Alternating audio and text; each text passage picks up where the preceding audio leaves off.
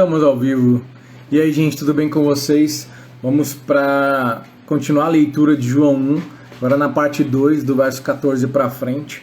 Então, que Deus nos abençoe, e revele o Filho para nós, desça do céu luz de entendimento e compreensão espiritual daquilo que a gente vai ler aqui. Eu acredito muito seriamente em algumas coisas. A primeira é que o intelectualismo ele não consegue atingir a compreensão espiritual que a gente precisa ter, E a segunda é que a gente precisa ter uma compreensão espiritual, E é por isso que pessoas como Pedro e alguns outros discípulos de Jesus, que eram iletrados, tinham uma compreensão espiritual gigantesca que apavorava os fariseus, os escribas, os caras lá religiosos, os judeusões lá. Os caras ficavam pirados neles porque sabiam que eles eram iletrados e como é que eles tinham uma revelação tão profunda assim de Deus. Então a gente precisa de revelação, dessa luz, dessa revelação.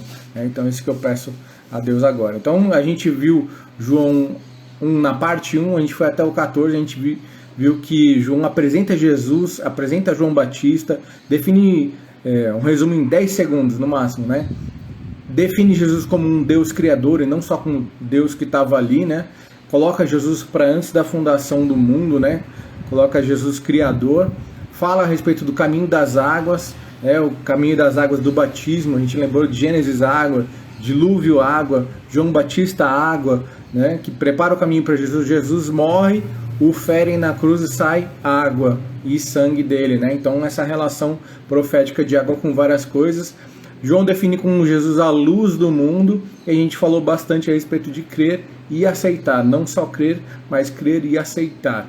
Então isso aí foi a parte 1, e a gente está na parte 2, não que você não vai entender a parte 2 sem a parte 1, mas fica mais legal se você tiver a oportunidade de ver a parte 1 antes de chegar aqui. Então vamos lá, parte 2, pau na máquina. João 1, do 14 ao 17, para começar. Aquele que é a palavra tornou-se carne e viveu entre nós, vimos a sua glória, glória como do unigênito vindo do Pai, cheio de graça e de verdade. João dá testemunho dele, esse é o João Batista, ele exclama: este é aquele de quem eu falei, aquele que vem depois de mim é superior a mim, porque já existia antes de mim. Todos recebemos da sua plenitude graça sobre graça.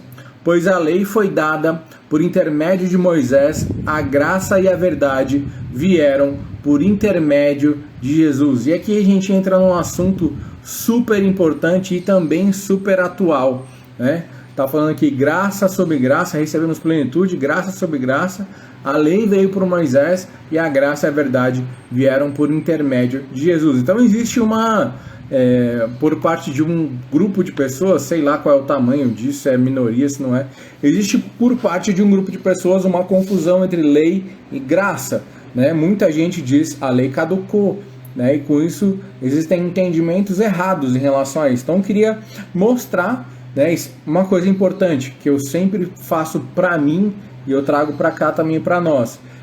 Quando você vai abordar um tema segundo a luz da palavra, quando você vai ver o que a Bíblia diz a respeito de um assunto, eu tenho o hábito de fazer algumas coisas. Primeiro, chuva de versículos, vários versículos falando direta ou indiretamente a respeito daquele tema, e aí fazer uma linha lógica de um ponto até o outro. Eu saio e passo por todos esses versículos sem que nada anule aquela linha de pensamento, Então, outro dia eu vi um cara falando, Jesus e o arcanjo Miguel são o mesmo.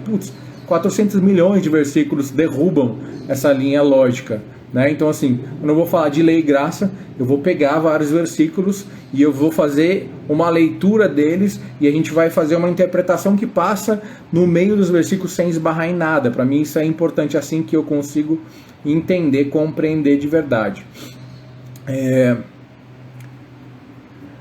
Vamos lá, lei versus graça. Não pensem que vim abolir a lei ou os profetas. Não vim abolir, mas cumprir. Digo-lhes a verdade, enquanto existirem céus e terra, de forma alguma desaparecerá da lei a menor letra ou o menor traço, até que tudo se cumpra. Todo aquele que desobedecer a um desses mandamentos, ainda que dos menores, ensinar os outros a fazer o mesmo, será chamado menor no reino dos céus, mas todo aquele que praticar e ensinar esses mandamentos será chamado grande no reino dos céus. Pois eu lhes digo que se a justiça de vocês não for superior à dos fariseus e mestres da lei, de modo nenhum entrarão no reino dos céus.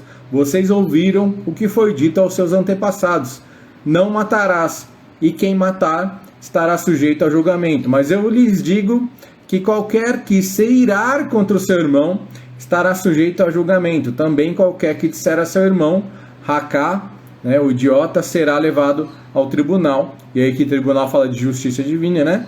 E qualquer que disser louco corre o risco de ir para o fogo do inferno. Então olha só, isso aqui é Jesus falando. Deixa eu só pegar aqui, eu esqueci de anotar onde é que está isso aqui. Deixa eu pegar só onde é que está exatamente isso daqui. Deixa eu pegar o endereço bíblico certinho disso daqui. Mateus 5. Mateus 5 por volta do 17. Vou colocar aqui Mateus 5. Se você quer receber essas minhas anotações aqui, manda um direct que eu mando para vocês, tá? Então Jesus está dizendo, não vi abolir lei, né? Eu vim cumprir, né? Enquanto tivesse aos eternos, ou seja, enquanto não passar a criação inteira, ou seja, a condição de passar a lei é passar, deixar de existir tudo que existe, né? É para cumprir tudo, etc, etc.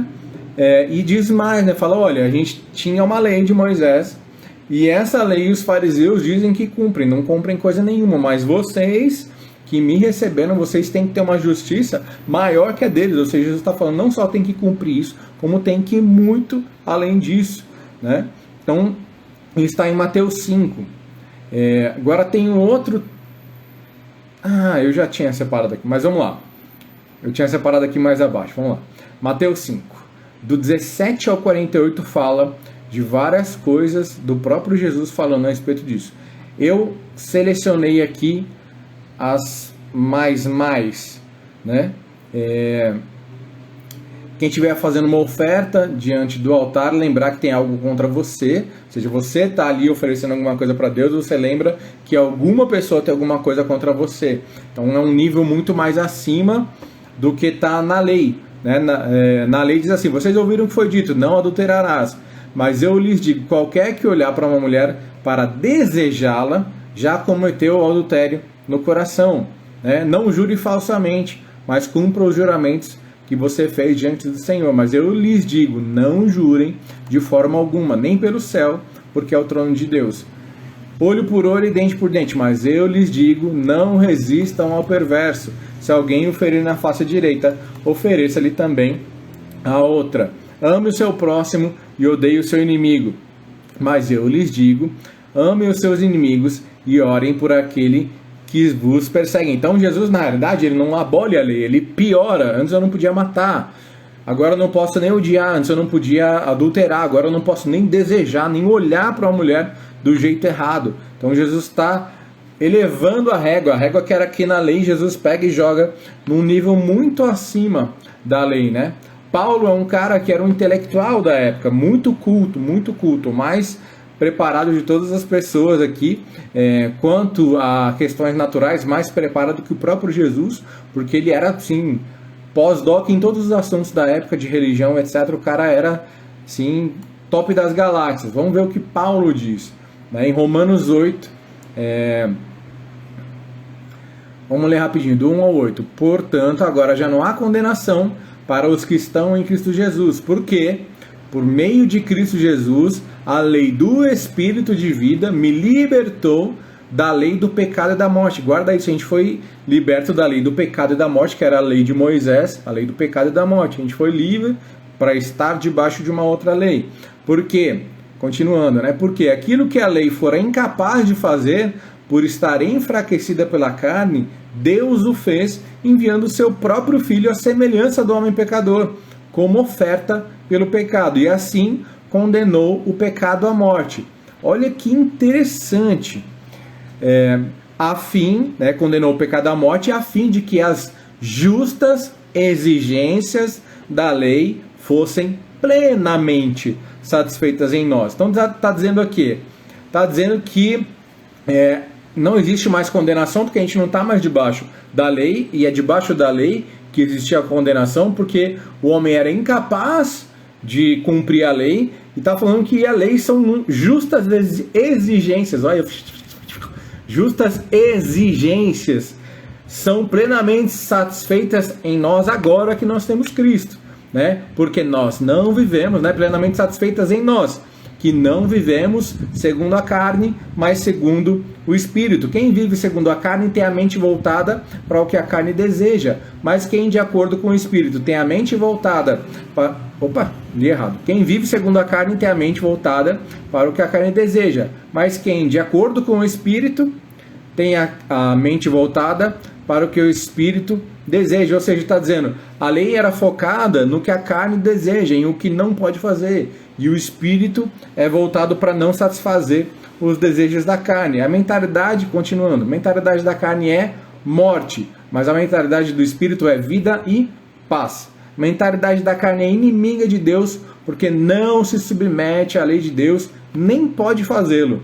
Quem é dominado pela carne não pode agradar a Deus. Então, interessantíssimo Paulo em Romanos 8 falando isso. Em Romanos 7, pois quando éramos controlados pela carne, as paixões pecaminosas despertadas pela lei atuavam em nossos corpos, de forma que dávamos frutos para a morte. Paulo diz aqui em Romanos, fala assim, cara, só porque Deus escreveu os 10 mandamentos, eu passei a desejar aquilo que eu não podia fazer, que estava lá nos 10 mandamentos. Né? Paulo está dizendo dessa tendência de eu desejar aquilo que não me é permitido. Né? O tal do proibido é mais gostoso. Paulo está falando justamente disso, que a lei era de uma época que a gente era controlado pela carne. Então a lei gera morte, uma vez que ela estabelece um padrão de comportamento que eu não consigo seguir. Né? Então, a própria palavra fala isso em outra passagem. Fala que a lei foi estabelecida para mostrar ao homem a incapacidade de seguir. Olha que a lei não é nada demais, e é batata. O homem não consegue, o homem não dá conta. Né? Vamos lá, Romanos 7 ainda, do 9 ao 12. Antes eu vivia sem a lei, mas quando o mandamento veio, o pecado reviveu e eu morri. Descobri que o próprio mandamento, destinado a produzir vida, na verdade produziu morte. Pois o pecado, aproveitando a oportunidade dada pelo mandamento, enganou-me. E por meio do mandamento me matou. De fato, a lei é santa e o mandamento é santo, justo e bom. Então Paulo está reafirmando aquelas coisas que a gente estava conversando agora, né? Não é que o mandamento não é bom. Sou eu que não consigo cumprir o mandamento. É a minha natureza que começa a entrar em guerra assim que eu sei que aquilo ali não posso fazer. Outra passagem. Ele nos capacitou para sermos ministros de uma nova aliança, não da letra, e a letra é a lei, né? Então ele nos capacitou para sermos ministros de uma nova aliança, não da lei, mas do Espírito. Pois a letra mata, a lei mata, mas o Espírito vivifica.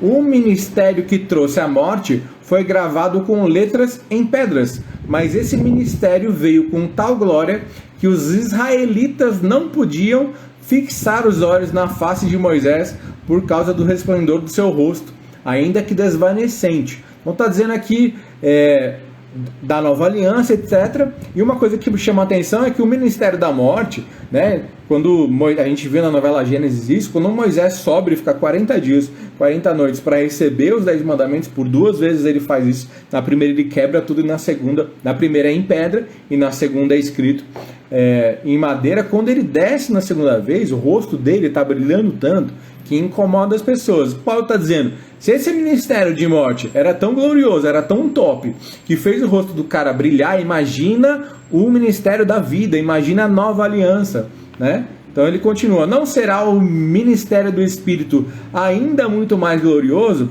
Se era glorioso o ministério que trouxe condenação, quanto mais glorioso será o ministério que produz justiça. Então está dizendo, qual que era o produto, qual que era o resultado da lei? Morte, né? Olha, aqui já começa a entrar em textos mais complicados, ó. Bem curto, mas assim, complicado de entendimento. Hebreus 7, 18 e 19. a ordenança anterior é revogada porquanto era fraca e inútil. Então está falando da lei. Opa, a lei anterior foi revogada porque era fraca e inútil. Então ela foi revogada? Sim, ela foi revogada, mas vamos entender isso, não no juridiquês, nem de forma intelectual, mas vamos entender com uma compreensão espiritual, uma compreensão bíblica, olhar todos os versículos para a gente conseguir entender isso de forma mais ampla. Né? Então a ordenança anterior é revogada porquanto era fraca e inútil, pois a lei não havia aperfeiçoado coisa alguma. Opa, isso é muito legal, porque está mostrando o porquê. Né? A ordenança anterior foi revogada, ela era fraca e inútil, por quê? Porque ela não aperfeiçoava ninguém nem nada. Continuando, pois a lei não havia aperfeiçoado coisa alguma, sendo introduzida uma esperança superior, pela qual nos aproximamos de Deus. Hebreus 7, 18 e 19. Hebreus 8, 6 e 7. Agora, porém, o ministério que Jesus recebeu é superior ao desses caras, assim como também a aliança da qual ele é mediador é superior à antiga, ou seja, a graça que Jesus ministra é muito mais poderosa para produzir o que aqui, para produzir o que a lei não aperfeiçoava, né? Ou seja, o objetivo, né? O ponto aqui o objetivo da lei é a morte. Essa morte foi revogada, não os mandamentos em si, mas o que eles produziam. E agora a gente tem uma coisa que produz vida, né? Continuando, mediador. Agora, porém, o ministério que Jesus recebeu é superior ao deles, assim como também a aliança da qual ele é mediador é superior à antiga, sendo baseada em promessas superiores. Pois se aquela primeira aliança fosse perfeita, não seria necessário procurar lugar para outra. Então existe realmente uma questão da velha com a antiga. A velha com a antiga é ótimo, da velha com a nova, uma substituindo a outra. Só que a gente tem que entender tudo, né? Se a gente colocar de forma uma substitui a outra, a gente simplesmente fala, a outra não vale mais, tem uma nova aí, joga a velha no lixo. Não é assim que funciona, né? Os textos, eles vão falando a respeito do que a lei produz, do que a graça produz, e esse é o objetivo. É isso que eu li, está em Hebreus 8, 6 e 7. Agora vamos ler Hebreus 8, 10 e 13. Esta é a aliança que farei com a comunidade de Israel depois daqueles dias, declara o Senhor. Porei minhas leis em suas mentes e as escreverei em seus corações. Serei o Deus deles e eles serão o meu povo. A primeira vez que Deus escreve os 10 mandamentos, ele escreve em pedra. Moisés vai e quebra as pedras. E aí na segunda vez Deus fala, olha, ao invés de saber, ele não fala exatamente isso, né? Mas o que Deus quer dizer ao invés de eu colocar, eu escrevo nas pedras que eu mesmo vou talhar e vou colocar, Moisés, você, meu filho, vai pegar a madeira e você mesmo vai escrever, né? Então era uma profecia disso daqui, né? Porque madeira fala do homem, né? Diversas passagens falam que nós somos como árvores, né? Então madeira remete ao homem. Então está dizendo aqui que é a aliança que será feita, que foi feita, é uma aliança que põe a lei nas mentes e escreve nos corações. Serei o Deus deles e eles serão meu povo. Ninguém mais ensinará ao seu próximo nem ao seu irmão, dizendo, conheça ao Senhor, porque todos eles me conhecerão, desde o menor até o maior. Porque eu lhes perdoarei a maldade e não me lembrarei mais dos seus pecados. Chamando nova esta aliança, ele tornou antiquada a primeira. O que se torna antiquado e envelhecido está a ponto de desaparecer. Interessante, então a gente vê aqui nos últimos 2 textos mencionados essa questão de substituir, de estar a ponto de desaparecer. E o que as pessoas falam não, então não vale mais, sendo que não é isso. Jesus fala, eu cumpro, eu ainda pioro o negócio, né? Então qual que é o ponto? O ponto está aqui, 4 versículos para a gente ver aqui. 1 Coríntios 15, 55. Onde está, ó morte, a sua vitória? Onde está, ó morte, o seu aguilhão? Aguilhão é uma ponta, como se fosse uma ponta de lança, que você obrigava a pessoa a ir na direção que você queria, né? Na realidade o animal, não é para ser a pessoa. né? Mas o aguilhão é isso. Então, ou seja, a morte me empurrava em direção à morte. Cadê isso? Cadê esse poder? Né? O aguilhão da morte é o pecado. E a força do pecado é a lei. Olha só, a força do pecado é a lei. Mas graças a Deus, que nos dá a vitória por meio do nosso Senhor Jesus Cristo. 1 Coríntios 15, 55. Então, o que acontece? A morte é que perde a força. O objetivo não é mudar de lei. O objetivo é, com uma lei nova, fazer com que a morte perca o poder sobre o homem. Né? Vamos lá, Tito 2:11. Porque a graça de Deus se manifestou salvadora a todos os homens. Ela nos ensina a renunciar à impiedade e às paixões mundanas e a viver de maneira sensata, justa e piedosa nesta era presente, enquanto aguardamos a bendita esperança, a gloriosa manifestação do nosso grande Deus e Salvador, Jesus Cristo. Então, a graça, que é essa nova aliança, ela ensina a renunciar à impiedade e paixões mundanas para a gente viver de maneira sensata, justa e piedosa. Romanos 6,14. Pois o pecado não os dominará, porque vocês não estão debaixo da lei, mas debaixo da graça. Para que, assim como o pecado reinou na morte, também a graça reinasse pela justiça para a vida eterna por Jesus Cristo nosso Senhor. Então o pecado reinou na morte e a graça reina pela justiça para a vida eterna por Jesus. Então essa é a diferença da lei e da graça. Uma produz morte, a outra produz vida. João 16:33. Eu lhes disse essas coisas para que em mim vocês tenham paz. Nesse mundo vocês terão aflições. Contudo, tenham ânimo, eu venci o mundo. Apocalipse 1:18. Sou aquele que vive. Estive morto, mas agora estou vivo para todo sempre e tenho as chaves da morte e do Hades. Então o que acontece aqui? Jesus vence a morte. Ele diz, vocês vão ter aflições, mas tem de bom ânimo, eu venci o mundo, eu trouxe graça para vocês. Eu sou aquele que estive morto, mas agora eu vivo. Ou seja, Jesus venceu a morte e é por isso que a aliança é baseada agora em vida e não em morte. E o que Jesus fala da graça? Lucas 4:18-19. O Espírito do Senhor está sobre mim, porque Ele me ungiu para pregar as boas novas aos pobres. Ele me enviou para proclamar liberdade aos presos e recuperação da vista aos cegos, para libertar os oprimidos e proclamar o ano da graça do Senhor. Então o Espírito Santo ministra a graça do Senhor, segundo esse versículo aqui. João 14, do 15 ao 18. Se vocês me amam, obedecerão aos meus mandamentos. E eu pedirei ao Pai, e Ele faz mandamentos que Jesus, Ele pega a lei, esses são os mandamentos de Jesus. Ele pega a lei que não podia matar, agora não pode odiar. Ele pega a lei que não podia trair, agora não pode nem desejar. Então essa nova lei, ela é pior que a antiga. Ela exige mais da gente. Por que é possível? É possível através do Espírito Santo. E agora vem. E eu pedirei ao Pai, e Ele lhes dará outro conselheiro, outras versões, consolador, para estar com vocês para sempre, o Espírito da verdade. O mundo não pôde recebê-lo, porque não vê nem o conhece, mas vocês o conhecem, pois ele vive com vocês e estará em vocês. Não os deixarei órfãos, voltarei para vocês. Então aqui está falando o quê? Que quem ama obedece os mandamentos.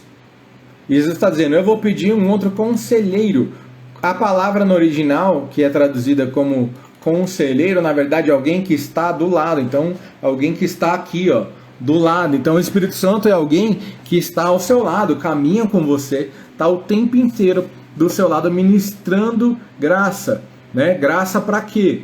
Graça para obediência. Por quê? Porque existe uma relação no coração de Deus entre obediência e amor. Se vocês me amam, obedecerão aos meus mandamentos. Não é assim, se vocês me amam, farão declarações apaixonadas, músicas lindas, eventos grandes. Não é isso. Se vocês me amam, vocês vão me obedecer, e eu dou o meu Espírito e a minha graça, para tornar vocês capazes de fazer isso, porque antes na lei não era possível. Agora, olha, a gente vai entrar numa questão delicada a respeito de graça. Romanos 8, 13 ao 16. Pois se vocês viverem de acordo com a carne, morrerão. Mas se pelo Espírito fizerem morrer, os atos do corpo viverão. Porque todos os que são guiados pelo Espírito de Deus são filhos de Deus. Então nós não vivemos segundo a carne. E se a gente fizer pelo Espírito, não é pela força própria, não é pela obediência, é pelo Espírito. Se a gente fizer morrer os atos do corpo, a gente vai viver, né? Por quê? Porque todos os filhos, todos os que são guiados pelo Espírito de Deus, são filhos de Deus. Então não tem espaço para uma vida bagunçada, zoada, cheia de pecado. Não temos espaço para isso. E a palavra fala contrário a isso, e justamente a graça é a manifestação sobrenatural de Deus em nós para nos capacitar a viver uma vida assim, né?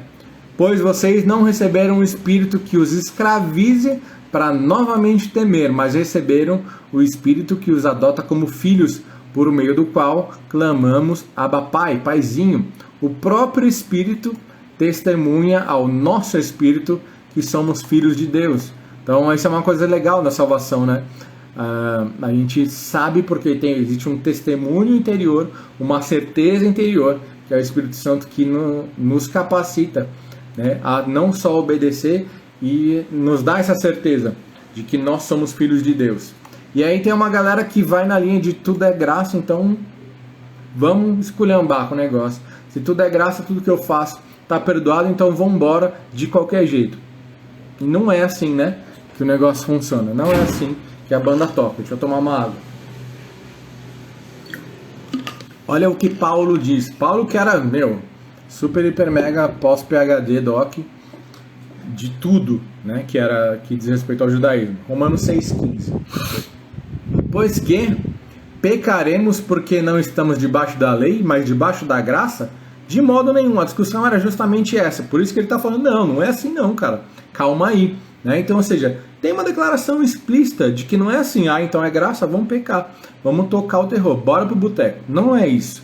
Né? Não existe permissão para pecar, né? Sede santos porque eu sou santo, e por aí vai. Diversas declarações de santidade na Bíblia, né? Acho que talvez um dos assuntos mais comentados e mais fortes. Olha o que Efésios 2, do 8 até o 10 diz. Isso aqui eu acho interessante. Demorei para perceber isso. Pois vocês são salvos pela graça, por meio da fé. E isso não vem de vocês, isso é dom de Deus. Então, super interessante. Não vem de vocês, é dom de Deus. Não por obras, não vem por obras, para que ninguém bata no peito e se glorie, né? E aí a gente sempre para aqui. A gente é salvo pela graça, então não precisa fazer nada. Não é isso que a Bíblia diz. Olha a sequência aqui.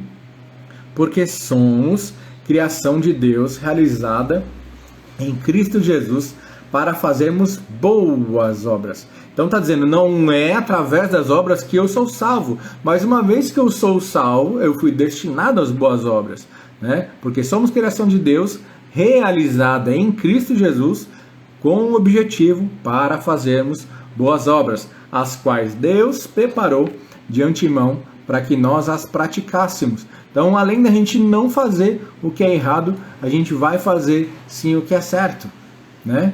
E Romanos 11,6. E se é pela graça, já não é mais pelas obras. Se fosse, a graça não seria graça, né? Ou seja, a graça é aquilo que eu aceitei Jesus, eu recebo a ministração da graça para a salvação.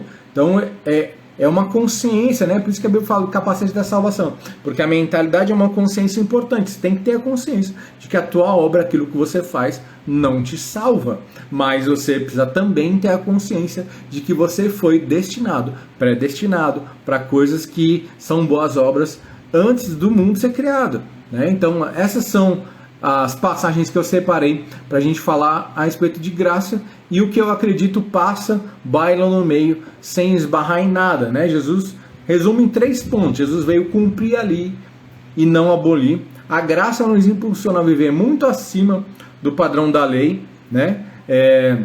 A lei que Jesus deu aquela piorada, né? E 3, Jesus venceu o efeito da lei, que era a morte, né? E nunca afirmou e nem agiu como se já não houvesse mais lei. Não é isso, né? Então o que a gente está vendo é pessoas distorcendo isso, né? Ou de forma leve, ou de forma pesada, mas o fato não temos desculpa para viver pecando, né? A graça não é um sabonete que eu sujo a mão, vou lá e limpo, sujo e limpo, sujo e limpo, sujo e limpo, sujando e limpando o tempo inteiro. Isso não é graça, tá bom? Graça é uma manifestação sobrenatural de Deus que vem sobre a minha vida, mediante a minha busca, mediante o Espírito Santo, mediante uma série de coisas, um envolvimento, um comprometimento, uma resposta minha para Deus, né? Então eu recebo essa graça para viver sem pecar.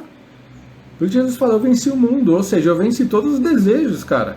Né? Jesus, ele não pecou, mas ele não era o intocável. Veja, Jesus na cruz, ele fala assim, vamos orar para a gente não ser tentado. Ele fala para Pedro e mais o outro lá, Tiago, acho que tinha Pedro, João e Tiago, tinham subido com ele no Monte das Oliveiras e fala, cara, vamos orar porque estou precisando de vocês aqui, vamos orar para a gente não ser tentado. E ele mostra qual é a tentação dele, ele fala, pai, se rolar, passa de mim essa bola, passa de mim esse cálice, né? E o que acontece? Pedro que não ora, ele cai em tentação, né? Ele nega Jesus, né? Então, assim, Jesus venceu isso por nós, não só para nos dar o exemplo, mas para criar a manifestação e as forças sobrenatural que o Espírito Santo ministra sobre nós. Nós agora estamos debaixo de Jesus. Antes a gente estava debaixo de Adão, da lei de Moisés, etc. E isso foi rompido e nós estamos agora debaixo da graça. Tá? Então esse papo todo para falar a respeito de lei e graça, porque tem muita gente viajando na maionese, embora eu adore viajar na maionese, a gente viaja na maionese dentro do que está certo, né? Não extrapolando. Vamos lá, João 1, do 18 ao 23, continuando. Ninguém jamais viu a Deus, mas o Deus unigênito, que está junto do Pai, o tornou conhecido. Tornou quem conhecido? Deus. Jesus, Deus unigênito, que está junto ao Pai, tornou o Pai conhecido. Esse foi o testemunho de João, quando os judeus de Jerusalém enviaram sacerdotes e levitas para lhe perguntarem quem ele era. Ele confessou e não negou, declarou abertamente, não sou o Cristo. Perguntaram-lhe, então, quem é você, Elias? Ele disse, não sou. É o profeta? Ele respondeu, não. Finalmente perguntaram, quem é você? Dê-nos uma resposta para que a levemos àqueles que nos enviaram. Que diz você acerca de si próprio? Né? Eles estavam perguntando e estavam querendo manipular, se é Elias, se é o profeta, se é o Cristo, se é o quê, velho? Então eles estavam tentando manipular a resposta. E aí eles pararam e falaram, então fala você, qual é a sua, bichão? Quem é você? E João, ele reproduz uma profecia do profeta Isaías. João respondeu com as palavras do profeta Isaías. Eu sou a voz do que clama no deserto. Faça um caminho reto para o Senhor. João 1, do 18 a 23, que a gente leu. Então João tinha uma consciência de si na medida. Ele nem se achava menos do que ele era, porque ele era um sumo sacerdote, estava criando o caminho de águas, né, de batismo para Jesus chegar, sem o qual Jesus não chegaria, né? Ele não era pouca coisa, não. Para mim é um baita de um privilegiado, um dos maiores. Imagina, batizar Jesus, cara, sem encostar em Jesus ali, batizar, o Espírito Santo desce na sua frente. Quer dizer, das 3 manifestações de Deus, 2 estavam na sua frente. Cara, poucas pessoas tiveram esse privilégio. Então, um cara top, mas ele não se achava nem mais nem menos. Ele falava, cara, eu sou uma voz, né? Faça um caminho reto aí, né? Então, a outra consciência que ele tinha era do propósito dele. O propósito dele era o quê? Ser uma placa, uma seta. Ele fala, cara, o caminho reto é para Cristo. Tem que ser feito isso daqui, né? Ele aponta para Cristo, ele aponta para o objetivo, né? E o caminho reto que ele fala é o batismo nas águas. Qual é o caminho reto? Como a gente consegue alcançar a retidão? Através, única e exclusivamente, do arrependimento, né? Vamos lá, João 1, do 24 ao 27. Alguns fariseus que tinham sido enviados interrogaram-no, então, por que você batiza se não é o Cristo, nem Elias, nem o profeta? Respondeu João, eu batizo com água, mas entre vós está alguém que vocês não conhecem. ele é aquele que vem depois de mim, cujas correias das sandálias não sou digno de desamarrar. Né? Então, os caras querendo, né, botar João Batista contra a parede, você é Elias, você não sei o que, não, eu sou só um carinha que tá falando aqui no deserto. Cara, então por que você batiza, velho? Você não é esses caras? Você tá batizando por quê, então? E a resposta de João parece evasiva, né? Não, eu batizo com água, mas tem um cara aí e tal. Parece evasiva. Parece que ele não está de fato respondendo, mas ele responde sim, né? Ele diz que ele está fazendo o que Deus espera dele, é muito legal, né? Ele diz que Jesus é maior, Jesus é santo. Parece uma besteirinha que ele fala, né? Mas aqui para as culturas todas da época, quando você tirava as sandálias para entrar num lugar, você estava dizendo que aquele lugar era santo. Por isso que quando Deus vai falar com Moisés na sarça ardente, ele fala isso para Moisés, porque Moisés já sabia o que era isso. Ele já sabia que era sinal de santidade, era uma coisa da cultura da época, mas uma figura que Deus usava. Assim como o batismo também o é, e a Santa Ceia também é, coisas que não foram criadas pelo cristianismo, depois a gente fala disso. Então, que mais? E ele fala que ele está fazendo o que é exigido para a chegada de Jesus. João 1, 28, só um versículo para a gente conversar. Esse encontro aconteceu em Betânia, um povoado a leste do Rio Jordão, onde João estava batizando. O nome original em hebraico dessa pequena cidade, que era localizada no Monte das Oliveiras, o original em hebraico, não, li errado aqui. Essa cidade, ela ficava localizada no Monte das Oliveiras. Deixa eu corrigir aqui, tá? Acho que dá um copy-paste aqui. Essa cidade, ela era localizada no Monte das Oliveiras, onde morava Lázaro, Maria e Marta. Vocês sabem qual é essa passagem.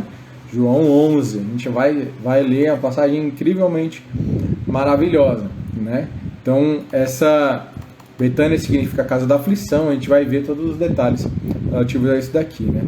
E Monte das Oliveiras cara, onde é que Jesus orava todo o santo dia? Depois que Jesus ressuscita, onde é que ele é assunto aos céus? Monte das Oliveiras. Ele ora lá, Monte das Oliveiras. Quando ele vai orar e soa sangue, Monte das Oliveiras. Quando ele sobe, Monte das Oliveiras. Ele sobe e diz, do jeito que eu subi, no lugar aqui, ó, que vocês estão vendo, eu volto. Volta para onde? No Monte das Oliveiras. Onde é que João Batista estava abrindo o caminho? No Monte das Oliveiras. Isso é o que? Alinhamento com o céu.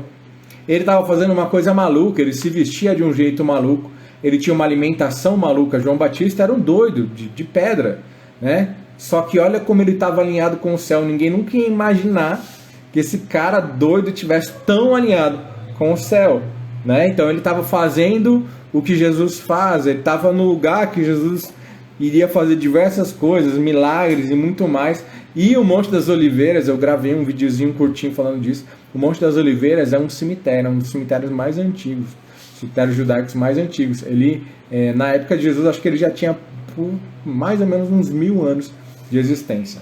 Animal a história dessa questão do Monte das Oliveiras. João 1, do 29 ao 31. Peraí. No dia seguinte, João viu Jesus caminhando na sua direção e disse, vejam, é o Cordeiro de Deus que tira o pecado do mundo. Era ele que eu me referia quando disse, um homem virá depois de mim, muito mais poderoso que eu, pois existia muito antes de mim. Eu não conhecia, mas vim batizando com água para que ele fosse revelado a Israel. João 1, 29 e 31. Então, qual que era a relação do batismo nas águas com a revelação de Jesus para Israel? João Batista está dizendo, eu vim batizando com água para que ele fosse revelado a Israel. Ou seja, o objetivo do batismo nas águas que João Batista fazia era justamente abrir um caminho de águas para que Jesus chegasse, né? A água fala de nascimento, fala de geração. Dentro da barriga da mulher tem o líquido, tal do líquido amniótico, a piscininha, que os bebezinhos ficam nadando, né? Então tem relação com o nascimento, tem relação com geração de filhos. A água tem relação com a própria palavra, né? Efésios 5:26 diz assim: a fim de torná-la santa, falando da igreja, purificando ao lavá-la com água por meio da palavra, né? Mateus 3:3 diz assim: o profeta Isaías se referia a João quando disse: ele é uma voz que clama no deserto, preparem o caminho para a vinda do Senhor, abram a estrada para ele. Ou seja, João Batista está abrindo uma estrada pela qual Jesus chegaria. Ou seja, o que acontece? Jesus vem e se batiza. Antes de qualquer coisa ele se batiza. Então ele passa por essa estrada que João Batista faz. Olha que coisa maluca. João Batista ele não recitou o profeta Isaías porque ele quis ser vou mostrar para esses caras que eu também conheço de Bíblia, ou ele quis ser culto, ele quis ser alguma coisa. Ele estava falando, o quão é importante a gente confessar aquilo que a gente acredita, né? Estava confessando, ele estava falando que ele sabia, ele tinha plena convicção que era dele que o profeta Isaías estava falando nesse texto. E era um texto para lá de mega hiper conhecido por eles, né? Por eles que estavam interrogando João Batista, né? E esse caminho é um caminho de águas, né?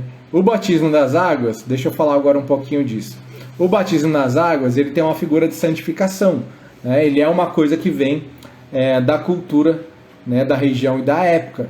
Tinha um costume de tingir-se os tecidos. Então não existe lã amarela, né? Então você tem a lã branca, você faz o tecido branco e tinge ele. Como é que isso era feito? Você já deve ter visto algum filme antigo, etc. Mas assim, era um potezão de pedra grande, onde tinha água e jogava-se um corante. E aí você pega esse tecido e mergulha ele nesse corante e ele se encharca desse corante. E a hora que você tira o tecido, ele é um outro tecido. Ele se encharca daquele líquido, se encharca daquela substância e ganha uma característica que ele não tinha antes. Essa é a figura do batismo. Eles sabiam que o batismo era isso. Eles tinham contato com isso. A gente que não sabe. Então, a grande questão do batismo é a consciência de que eu estou mergulhando nessas águas de Jesus, nessa água de arrependimento. Eu estou me arrependendo, né? Um batismo para arrependimento de pecados. Eu estou me arrependendo, me encharcando do Espírito Santo para sair desse batismo diferente, com uma característica que eu nunca tive antes. Que qual é a característica? É da água que me tingiu. Eu absorvo, eu sou uma esponja, absorvo toda aquela água e saio dali de um jeito diferente do que eu entrei, de um jeito que eu nunca fui antes. Então esse era um costume de tingimento de roupas, né?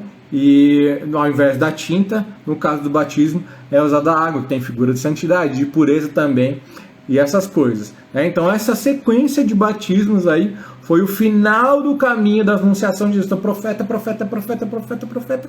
O último profeta termina o caminho jogando um balde de água. É mais ou menos isso que a gente está vendo aqui, né? Então, esse é o caminho que preparou a chegada de Jesus. Vamos. João 1, 32, 33. Então João deu o seguinte testemunho: viu o Espírito Santo descer do céu na forma de uma pomba e permanecer sobre ele. Eu não sabia quem ele era, mas quando Deus me enviou para batizar com água, disse-me: aquele sobre o qual você vir o Espírito Santo descer e permanecer, esse é o que batizará com o Espírito Santo. Né? Então, após o batismo com a água, vem o batismo com o Espírito Santo.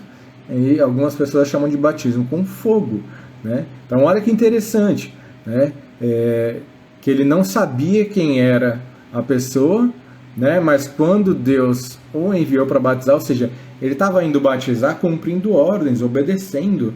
Né? E Deus disse claramente: cara, você vai ver o Espírito Santo descer e esse é o cara que vai batizar com o Espírito Santo.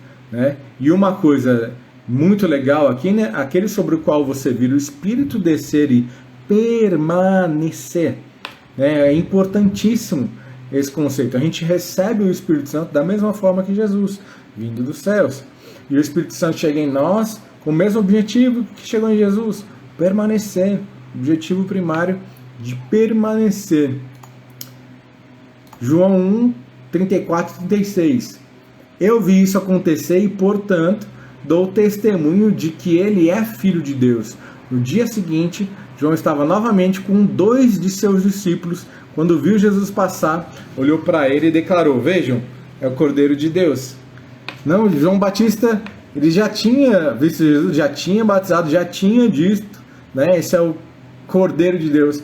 E por que ele tinha que repetir isso? Por que ele tinha que falar isso novamente? O 37 responde: ao ouvirem isso, os 2 discípulos de João seguiram Jesus. Então ele estava repetindo porque ele queria que as pessoas seguissem Jesus. Ele sabia que o papel dele era mas que quem deveria ser seguido era Cristo. Né? Ele era só uma placa apontando para a direção. Ele não tinha apego pelo que ele estava fazendo, nem pelos seus discípulos. Ele sabia que as pessoas deviam seguir, na verdade, a Jesus. 38 e 39. Jesus olhou em volta e viu que o seguiam. O que vocês querem? Perguntou. Eles responderam: Rabi, que significa mestre, onde o senhor está hospedado? Venham e vejam, disse ele. Era cerca de 4 horas da tarde quando o acompanharam até o lugar onde Jesus estava hospedado e passaram o resto do dia com ele. João 1, 38 e 39.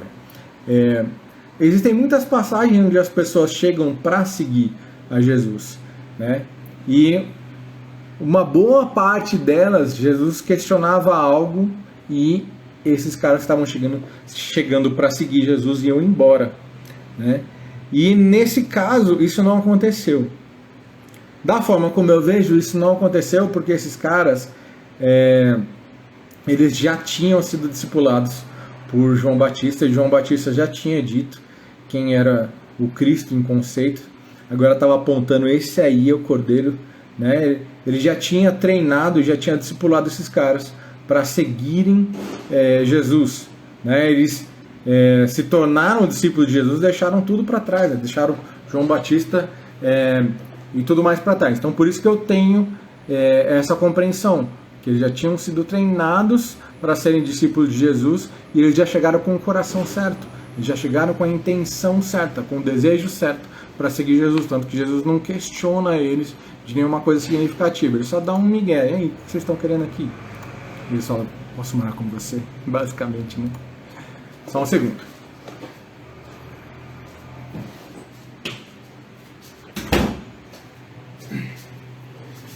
Voltando, 40 e 42, estamos quase no finalzinho. André, irmão de Simão Pedro, era um dos 2 que ouviram o que João tinha dito e seguiram Jesus. André foi procurar seu irmão Simão e lhe disse: encontramos o Messias, isto é, o Cristo. Então André levou Simão para conhecer Jesus. Olhando para ele, Jesus disse: você é Simão, filho de João, mas será chamado Cefas, isto é, Pedro. Está no 40 e 42. Olha que coisa mais maluca, gente. Eu costumo falar que Deus não faz nada sozinho. Não que ele não possa, mas que ele prefira fazer as coisas acompanhado da obediência daqueles que o amam. Então, André, que é um desses discípulos de João Batista, era irmão de Pedro. O Pedro. Então, ele era irmão e foi através desses caras que eram discípulos de João Batista. Olha como as coisas vão todas se conectando. Através desses caras que Jesus chama Pedro, né? E muda o nome de Pedro, né? O que eles aprenderam com o exemplo de João Batista? Eles aprenderam a anunciar a chegada de Cristo. A primeira coisa que eles fazem com Pedro é: encontramos o Cristo, né? E Pedro não conhecia Jesus, né? Mas Jesus já conhecia Pedro. Já tinha uma missão, um propósito, já tinha tudo certo. 43. No dia seguinte, Jesus decidiu ir a Galileia, encontrou Filipe e lhe disse: siga-me. Forte, né? Galileia era um lugar de gentios, e por aproximadamente 30 anos foi a casa de Jesus, né? Galileia, o termo Galileia, é amplamente aceito que ele significa círculo, anel, né? Galileia significa aliança. Então Jesus profeticamente vai até o lugar dos gentios e profetiza que está chamando eles para uma aliança. 44. Filipe era de Betsaida, cidade natal de André e de Pedro, no verso 44. Betsaida significa casa da pesca. Era um povoado, né? Pesqueiro, no nordeste do mar da Galileia. Né? E já também indicava de forma profética o que Jesus ia fazer com eles, que está lá em Mateus 4,19. Jesus lhes disse: sigam-me e eu farei de vocês pescadores de gente. Então, tudo conectado. 45. Filipe foi procurar Natanael e lhe disse: encontramos aquele sobre quem Moisés, na lei, e os profetas escreveram. Seu nome é Jesus de Nazaré, filho de José. 45. E o Filipe, ele recebe essa revelação do Messias e ele vai e conta para Natanael. Por que ele escolhe Natanael? Parou para pensar? Por que esse cara, quando ele descobre, tipo assim, o tesouro das galáxias, que ele vai contar para esse cara? Da forma como eu vejo, ele conta para esse cara porque esse é o cara que ele conhecia que ou tinha uma expectativa tão alta como a dele, ou tinha uma expectativa maior que a dele em relação a encontrar o Messias. Provavelmente teve diversas conversas a respeito desse assunto, de encontrar o Messias, né? Essa expectativa traz revelação, expectativa de quem é Deus, como Deus é, o que Deus faz, traz a revelação de quem Ele é, né? 46. Nazaré, exclamou Natanael. De onde ele é, né? Ele estava perguntando, né? Seu nome é Jesus de Nazaré, filho de José. Oxe, 45, 47. Nazaré, exclamou Natanael, pode vir alguma coisa boa de Nazaré? E aí ele responde, Filipe, né? Responde, venha e veja você mesmo. Quem que era Natanael? Natanael era um super religioso, né? Ele era um judeu que cumpria todos os ritos, todas as exigências da lei, as roupas, as comidas, as datas, as horas, se pode escrever no papel, se não pode, pode acender fogo, se não pode. Ele cumpria essas coisas complexas, todas à risca, e ele tinha um coração correto, porque existiam diversos fariseus e judeus que faziam isso, mas de forma totalmente errada, né? Omitindo uma coisa ou distorcendo outras, e Natanael não, né? Então Jesus viu Natanael se aproximar e disse, Jesus dá testemunho dele, aí está um verdadeiro filho de Israel, um homem totalmente íntegro. Jesus está falando assim, mano, é isso, cara, meu, é desse jeito aí que eu queria, né? O Natanael toma essa atropelada, porque ele é todo religioso, né? Existia um preconceito com a Galileia e com Nazaré, aliás, existia um preconceito com Nazaré, e aí Natanael chega lá e Jesus já manda essa, assim, pum, tá? Um verdadeiro filho de Israel, um homem totalmente íntegro, aquele negócio deve ter chacoalhado já, né? Então Jesus sabia que ele fazia tudo isso aí que era certo, né? Só que ele era um religioso. Então a primeira coisa que Jesus faz é meter uma revelação na orelha dele. Pá! Primeiro contato com o ministério da revelação do Filho de Deus. E o que Jesus faz? Ele elogia, ele valoriza, ele reconhece o esforço de Natanael, porque para Jesus falar, esse é um verdadeiro filho de Israel, um homem totalmente íntegro, meu, era muita coisa que o cara tinha que fazer, né? Religiosamente falando, profeticamente falando e de ordem natural, né? Só que mesmo ele sendo, olha a importância de obedecer, Jesus está reconhecendo que ele obedeceu, mesmo na lei, cara, isso aí, tá top, né? Então existe uma relação entre obediência e amor, como a gente disse um pouquinho antes aqui, né? E Natanael não precisou ser corrigido nas atitudes, Jesus não corrige as atitudes, só que Jesus dá um atropelão, né? Jesus faz o quê? Jesus quer que ele mude da religião para a revelação. Então 48, como o senhor sabe ao meu respeito? Perguntou Natanael. Jesus respondeu, vi você sobre a figueira antes que Filipe te chamar. Você está dizendo, você não sabe, é pior ainda. Eu não só sei isso, como eu sei onde você estava a hora que ele te chamou. Aí Natanael toma um susto. Toma uma atropelada no ministério da revelação. Primeiro contato, assim, né? Natanael seria incapaz de encontrar Jesus, de encontrar a revelação. Então que Jesus vem e se revela para ele e quebra essa limitação, né? Mesmo com todo o esforço dele, a dedicação, o coração que ele nunca tinha conseguido encontrar. Então, Jesus vem e aí ele desaba, né? 49. Então Natanael exclamou: Rabi, o Senhor é o Filho de Deus, o Rei de Israel. Né? Então, o que acontece com Natanael? Assim que Jesus se revela, ele aceita Jesus. O Senhor, né? Como Senhor, como mestre, Rabi, mestre, Senhor, Filho de Deus, Rei de Israel, pacote completo. Né? Natanael aceita Jesus. E Natanael nunca encontraria, assim como eu, assim como você, nunca encontraria a verdade revelada de Deus, uma busca pessoal, intelectual, religiosa. A gente precisa desse ambiente de revelação, nesse sentido, né? Vocês estão entendendo. 50. Jesus perguntou: você crê nisso porque eu disse que o vi sobre a figueira? Você verá coisas maiores que essa. Jesus está dizendo: meu, de onde veio isso aqui tem bem mais, hein? E Jesus não estava questionando a motivação nem nada. Jesus está dizendo: cara, é só o começo, tem muita coisa preparada para você, né? Assim como para mim, para você também, que nos envolvemos com Cristo e desejamos ser discípulos, queremos viver a vida de discípulo, né? A gente quer isso, puxa, ser discípulo de Jesus. Então isso é o que tem para todo discípulo, revelação pra caramba.